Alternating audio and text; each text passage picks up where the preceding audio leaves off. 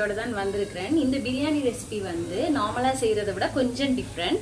அதாவது வந்து வெள்ளை பிரியாணி, வெள்ளைய கலர்ல தான் இருக்கு. மற்றது வந்து உரைப்புமே வந்து இருக்காது. நாங்க ஏதாவது உரைப்பான சைட் டிஷ்ஷோட சாப்பிட்ற மாதிரி இருக்கும். இல்லை நீங்க உரைப்பு வேணுமெண்டா கூட நீங்க பச்சை மிளகா போட்டு கூட செய்து கொள்ளலாம் இந்த ரெசிபியை. அதோட வந்து இதுல ஸ்பெஷாலிட்டி என்னன்னா, கிட்ஸுக்கு ரொம்ப பிடிச்ச ஒரு பிரியாணி ரெசிபியா இருக்கும் இது. என்னன்னு சொல்லி சொன்னா, நாங்க இதுக்குள்ள வந்து பொட்டேட்டோஸ், கேரட் எல்லாம் போட்டு செய்ய போறோம். அதோட வந்து சிக்கனும் சேர்த்து, நீங்க சிக்கனோ மட்டனோ சேர்த்து செய்யலாம். வாங்கோ வீடியோக்குள்ள போலாம். நான் இன்றைக்கு பாஸ்மதி ரைஸ் யூஸ் பண்ணல, நார்மல் பொன்னி ரைஸ்ல தான் செய்து காட்ட போறேன். இதே வந்து நீங்க பாஸ்மதி ரைஸ்லயும் நீங்க செய்யலாம். நல்ல டேஸ்டா இருக்கு பாஸ்மதி ரைஸ்ல செஞ்சீங்கன்னு சொல்லி சொன்னா. பாஸ்மதி ரைஸுக்கு வந்து 1 கப்புக்கு 1.5 கப் தண்ணி எடுத்தீங்கன்னா, பொன்னி ரைஸ் செய்றீங்க, நார்மல் சாப்பாட்டு அரிசியில செய்றீங்கன்னா 1 கப்புக்கு 1 கப் அரிசிக்கு 2 கப் தண்ணி விட்டு நீங்க அந்த ப்ரொப்போர்ஷன்ல செய்தீங்கன்னு சொல்லி சொன்னா நல்ல டேஸ்டா இருக்கும். வாங்க வீடியோக்குள்ள போய் எப்படி செய்யறது, எப்படி வருதுன்னு சொல்லி பார்க்கலாம். இப்போ இந்த பிரியாணிக்கு தேவையான எல்லாம் எடுத்து வச்சிருக்கிறேன். நீங்கள் பார்த்தீங்கன்னு சொல்லி சொன்னால், இந்த கேரட்டும் உருளைக்கிழங்கு வந்து நல்லா பெருசாக வெட்டணும். உருளைக்கிழங்கு நல்லா பெருசாக வெட்டணும். நாங்கள் தம் போடையக்க நல்லா வெந்து வந்துடும். கேரட்டும் வந்து இப்படி ஒரு அளவில் வெட்டியிருக்கேன். நிறைய போடக்கூடாது. ஒரே ஒரு உருளைக்கிழங்கும் ஒரு சின்ன கேரட் துண்டும் தான் போட்டிருக்கிறேன் நான். அதுக்கு பிறகு வந்து இங்கே வெங்காயம் வந்து நல்ல மெல்லிசாக நார்மலாக வெட்டுற மாதிரி வெட்டணும். ஒரு ரம்பை வச்சிருக்கிறேன். தக்காளி எல்லாம் இதுக்கு போடுற இல்லை. மற்றது வந்து இது கரம் மசாலா எல்லாம் போடக்கூடாது. அதுக்காக நான் வந்து கரம் மசாலா ஐட்டம்ஸ் எல்லாமே வந்து இப்படி எடுத்து வச்சுருக்கேன். இதுக்குள்ளே வந்து எக்ஸ்ட்ராவாக ஒரு கொஞ்சமாக மிளகு, 4-5 மிளகு போட்டிருக்கேன். அப்போ பச்சை மிளகா போட இல்லைன்னு சொல்லி சொன்னால் மிளகுட காரம் போதும். அதோட வந்து இங்கே வந்து நான் உங்களுக்கு சொன்ன மாதிரி நார்மல் சாப்பாட்டு பொன்னி அரிசி தான் எடுத்துருக்கிறேன். அதனால் இதை நல்லா கழுவிட்டு ஒரு 1.25 கப் எடுத்துருக்கிறேன். நல்லா கழுவிட்டு 1 கப்புக்கு 2 கப் தண்ணி. அப்போ 1.25 கப்புக்கு வந்து கிட்டத்தட்ட 2.5 கப் தண்ணி வேணும். ஆனால் நாங்கள் இங்கே தயிரெல்லாம் போடுறபடியாக நான் வந்து 2 கப் தண்ணி எடுத்து இதை வந்து ஊற வச்சுக்கிறேன். ஆனால் இதே பாஸ்மதி ரைஸாக இருந்தால் நான் தண்ணியில் ஊற போடுறதில்ல, கழுவிட்டு மட்டும் வடித்து வச்சிருவேன் நான் மற்றதெல்லாம் செய்கிற வரையும். இப்போ இதே வந்து சாப்பாட்டு அரிசின்றதால நான் வந்து தண்ணியிலேயே ஊற வச்சுருக்கேன். அப்போ தான் அது சரியான பதத்துக்கு வரும். இந்த கப்பில் தான் அளவெடுத்து நான் தேவைன்னா நான் தண்ணி ஊற்றுவேன். நான் உங்களுக்கு காட்டுறேன் அதை. வாங்க இப்போ வீடியோக்குள்ள போகலாம். மற்றது வந்து நான் நெய்யுக்கு பதிலாக பட்டர் யூஸ் பண்ணுறேன். சின்னங்கள் சாப்பிட்றதால நெய்யுமே யூஸ் பண்ணலாம். ரெண்டுமே ஆப்ஷன் தான். ஸோ வாங்க எப்படி செய்கிறேன்னு சொல்லி பார்க்கலாம். நான் இப்படி ஒரு அடிக்கனமான பாத்திரத்தில் செய்ய போகிறேன். பிரியாணி எப்பயுமே அப்படி ஒரு பாத்திரத்தில் செய்கிறது தான் நல்லது. இதுக்கு வந்து தேவையான அளவு எண்ணெய் விட்டுக்கொள்வோம். நாங்கள் ஒரு கிட்டத்தட்ட ஒரு 2 டேபிள் ஸ்பூனுக்கு கிட்ட ஒரு 1/2 ஸ்பூன் மட்டும் பட்டர் போடுறேன். பட்டர் எண்ணெய் எல்லாம் நல்லா சூடாயினோன்னு இந்த கரம் மசாலா ஐட்டம்ஸ் போட்டுருவோம். ஒரு பிரியாணியில் அதையும் சேர்த்து போட்டுட்டு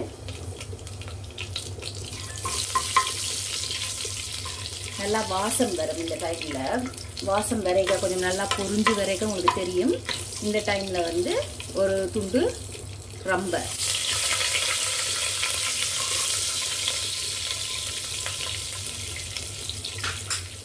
இங்கே நான் 1.5 பெரிய வெங்காயம் வெட்டி வச்சிருக்கிறேன். 1.5 நல்ல மெல்லிஸாக வெட்டி வச்சுருக்கேன். அதை போட்டுருவோம். வெங்காயத்துக்கு தேவையான அளவு உப்பு. இப்போ இதை வந்து நாங்கள் நல்லா கருகிற மாதிரி வதக்க தேவையில்லை. நல்லா ஒரு கிளாஸ் பதம் வரைக்கே நாங்கள் அடுத்ததை செய்யலாம். என்னென்னா அப்போ தான் இது வந்து வெள்ளை கலர்லேயே இருக்கும். இல்லைன்னு சொல்லிட்டோம்னா அந்த கலர் வந்து மாறிடும்.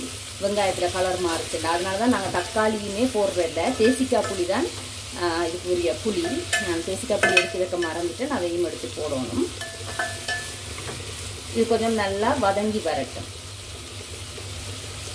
ஒரு அளவுக்கு அந்த எண்ணெயெல்லாம் பிறண்டு வந்த உடனே லைட்டாக கலர் மாறுது. இந்த டைமில் வந்து நான் கிட்டத்தட்ட 1.25 ஸ்பூனுக்கு கிட்ட ஜிஞ்சர் கார்லிக் பேஸ்ட் போடுறேன். கிட்டத்தட்ட ஒரு 1.5 ஸ்பூன், 1.25லேருந்து 1.5 ஸ்பூனுக்குள்ளே போட்டிங்கன்னா சரியாக இருக்கும்.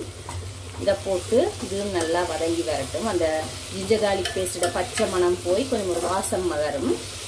அடுப்பை வந்து ஆக கூடவும் வைக்கக்கூடாது, அதுக்காக ஆக குறையவும் வைக்கக்கூடாது. ஏன்னா நாங்கள் நார்மல் பிரியாணி செய்ய வெங்காயம் வதக்க அடுப்பை நல்லா ஆக கூட வச்சா தான் நல்லா டக்குனு பொரிஞ்சு வரும்.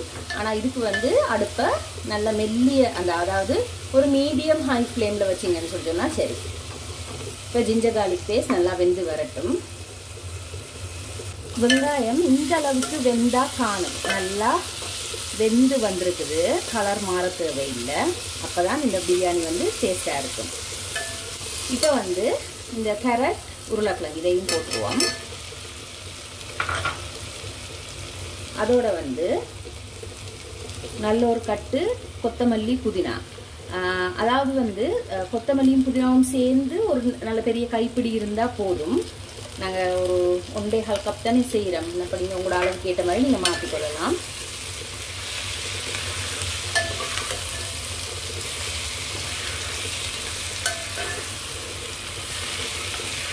நல்லா கொஞ்சம் கொத்தமல்லியும் புதினாவும் இந்த மின்ட்லிக்கும் வந்து நல்லா சுருங்கி வரட்டும். அது பிறகு நாங்கள் வந்து தயிர் போட போகிறோம்.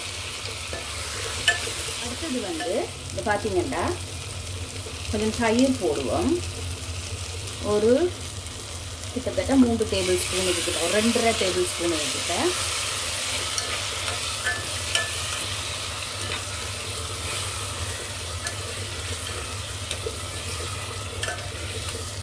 இப்போ வேணுமென்னா நீங்கள் பச்சை மிளகா கீறிட்டு ஒரு 4-5 பச்சை மிளகா போடலாம். அந்த பச்சை மிளகாயோட டேஸ்ட்டும் நல்லா தான் இருக்கும். ஆனால் வேணாமென்று நினைக்கிறவங்க போட தேவையில்லை. தயிரை போட்டுட்டு நாங்கள் சிக்கனையும் போட்டுருவோம்.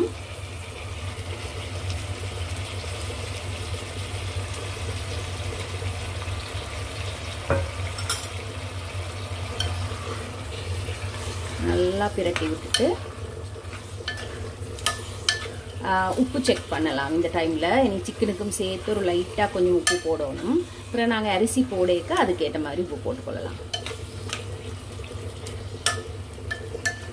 சிக்கனுக்கு கொஞ்சமாக உப்பு போட்டாச்சு.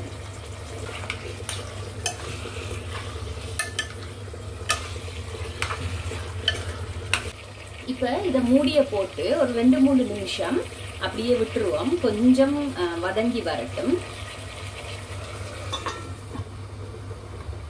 இப்போ வந்து ஒரு 2-3 நிமிஷம் ஆயிட்டுது.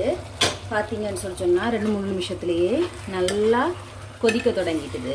இன்னும் அவிய இல்லை கோழி, 2-3 நிமிஷத்தில் அவியாது தானே. ஆனால் நாங்கள் வந்து தம் போடக்க அது வந்து சரியாக வந்துடும்.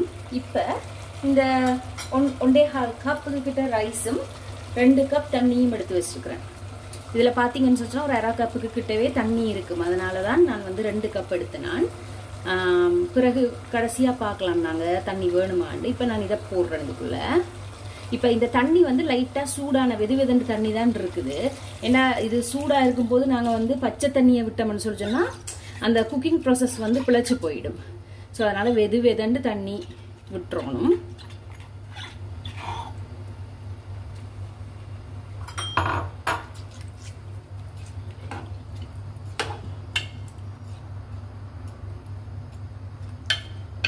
இப்போ வந்து இந்த ரைஸும் இந்த கோழியும் வந்து கொஞ்சம் அவிஞ்சு, ரைஸும் கோழியும் ஒரு சமநிலை, அதாவது தண்ணியும் ரைஸும் தண்ணியும் ஒரு சமநிலைக்கு வரும் வரையும் இதை வந்து நாங்கள் அப்படியே விட்டுருவோம் மூடியை போட்டு.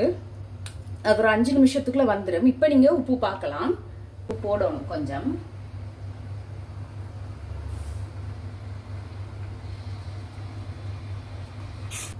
நல்லா கலந்து விட்டுட்டு உப்பு பார்த்துட்டு க்ளோஸ் பண்ணி வச்சு, சரியா இருக்கு உப்பு க்ளோஸ் பண்ணி இந்த இப்போ வந்து நாங்கள் இதை க்ளோஸ் பண்ணி வச்சு ஒரு 5 நிமிஷம், ஒரு 3-5 நிமிஷம் விட போகிறோம். ஒரு 3 நிமிஷத்துக்கு பிறகு திறந்து பார்ப்போம் இப்படி வருதுண்டு. இப்போ வந்து அடுப்பை வந்து ஒரு மீடியம் லோவில் வந்து நீங்கள் விட்டுறணும். ஆக ஹையிலையும் வைக்கக்கூடாது, ஆக ஹையிலையும் வைக்கக்கூடாது, ஆக லோவிலையும் வைக்கக்கூடாது. ஒரு மீடியமான அளவில் வச்சு இதை வந்து ஒரு 3-5 நிமிஷம் குக் பண்ணுவோம். இப்போ ஒரு 5 நிமிஷத்துக்கு கிட்டவே ஆகிருக்குது திறப்பம். இப்போ ஒரு 3 நிமிஷத்துல திறந்து பார்த்தேன், இன்னும் சரியா வரல. இப்போ பார்த்தீங்கன்னு சொல்லிச்சுன்னா இங்கே பாருங்க, அரிசியும் தண்ணியும் ஒரே அளவுக்கு வந்திருக்குது. இப்படி ஒரு பதத்தில் வரணும், அப்போதான் சரியா இருக்கும் அது.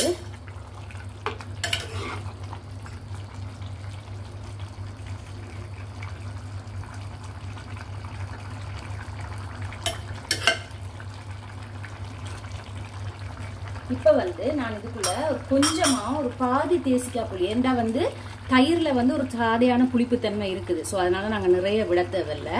ஒரு பாதி மட்டும் சும்மா அப்படி ஒரு சாட்டுக்கு கொஞ்சமா, அப்போ கொஞ்சம் டேஸ்டா இருக்கும். ஏன்னா தக்காளி எல்லாம் போடாத வழியா பாதியிலையும் பாதி தான் போட்டுருக்குறேன் நான்.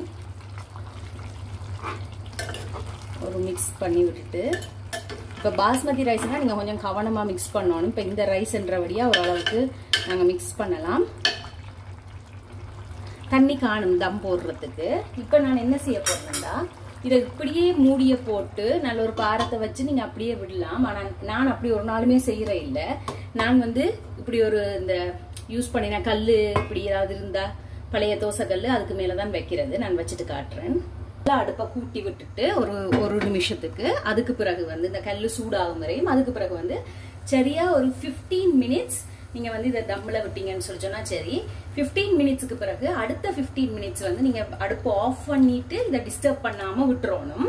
அப்பதான் வந்து அந்த பிரியாணி வந்து சரியான பதத்துக்கு வரும். நான் வந்து ஒரு நல்ல பாரமான ஒரு கல் நான் வந்து இந்த உரலை வைக்கிறேன். அப்படி வச்சிங்கன்னு சொல்லி சொன்னா தான் நல்லா தம் வரும் மேலையும் கீழையும். இப்போ ஒரு நிமிஷத்துக்கு பிறகு அடுப்பை வந்து நல்ல மெல்லிய அடுப்புல குறைச்சிடணும். மீடியம் லோ, சரியான ஏழுமான லோவில் குறைச்சி விட்டீங்கன்னு சொல்லி சொன்னா தான் அந்த பதம் சரியா வரும். இப்படி கீழே அந்த தோசைக்கல்லை வச்சு மேலே பாத்திரத்தை வச்சு அதுக்கு மேலே இந்த உரலை வச்சு நான் வந்து தம் போட்டிருக்கிறேன். ஒரு 15 மினிட்ஸுக்கு பிறகு அடுப்பு ஆஃப் பண்ணிட்டு அடுத்த 15 மினிட்ஸ் அப்படியே விட்டுட்டோம்னு சொல்லி சொன்னா பிரியாணி ரெடி. நான் உங்களுக்கு வந்து ½ அன் ஹவருக்கு பிறகு காட்டுறேன். நான் வந்து ஆஃப் பண்ணி ஒரு 15 மினிட்ஸ் ஆயிட்டுது. எடுத்துருவோம்.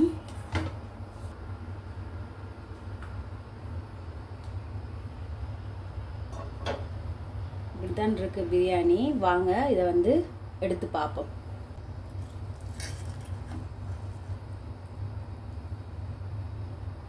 உருளைக்கிழங்கு நல்லா வெந்துட்டுது. செம்ம சூப்பராக இருக்கு பிரியாணி. நல்லா வாசமாகவும் இருக்குது. இதுதான் டைமிங். நீங்கள் ஒரு 1.25 கப் ஒரு 2 பேருக்கு செய்கிறீங்கன்னு சொல்லி சொன்னால் இதுதான் உங்களோட டைமிங்காக இருக்கணும். பெர்ஃபெக்டாக வரும். நான் ஒரு 15 நிமிஷம் தம்மில் விட்டு அது பிறகு ஆஃப் பண்ணி ஒரு 15 நிமிஷத்துக்கு பிறகு இப்போ திறந்து பாருங்கள் எவ்வளவு சாஃப்டாக இருக்குது சிக்கன் எல்லாமண்டு. வாங்க டிஷ் அவுட் பண்ணிடுவோம்.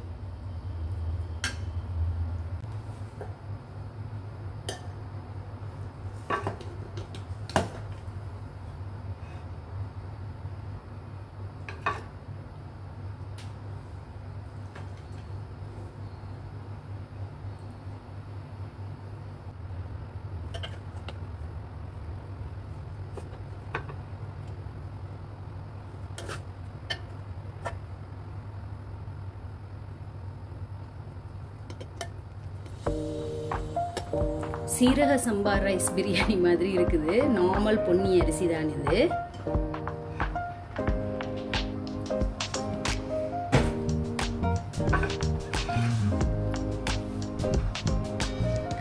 செம்ம சூப்பரான ஒரு வெள்ளை பிரியாணி ரெடி ஆயிட்டுது. நீங்களும் இதை வீட்டில் செய்து பாருங்க. செய்து பார்த்துட்டு எனக்கு எப்படி வந்துச்சுன்னு சொல்லி கமெண்ட் செக்ஷனில் கமெண்ட் பண்ணுங்க. உங்களோட வீட்டு குட்டீஸுக்கு எப்படி இது பிடிச்சிச்சுன்னு சொல்லி கமெண்ட் பண்ணுங்க. நான் உங்களை இன்னொரு வீடியோவில் மீட் பண்ணுறேன். பாய்.